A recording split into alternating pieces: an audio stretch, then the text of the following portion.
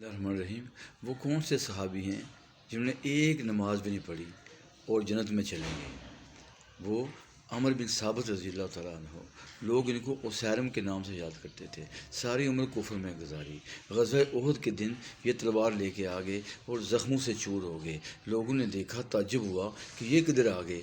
पूछा, किस मसले में आए हो, इस्लाम के लिए या अपनी ख़ानदानी या अपनी कौम के लिए?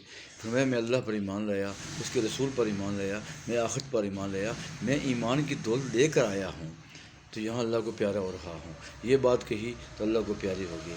बिलाशुबा वो जन्नती सहाबी हैं। सैयदना अबू हुरैरा रज़ियल्लाहु तआला अन्हु हमेशा कहा करते थे, सवाल किया करते थे, बताओ वो कौन सा सहाबी है कि जिसने एक नमाज भी नहीं पढ़ी और वो सीधा जन्नत में चला गया? फरमाया, वो अमर बिन साबित हैं रज़ी अल्लाह तआला अन्हु। तो अल्लाह की शान देखें। अल्लाह बख्शने पे आए तो इस तरह बख्शिश के बहाने होते हैं। फ़ी अमानिल्लाह।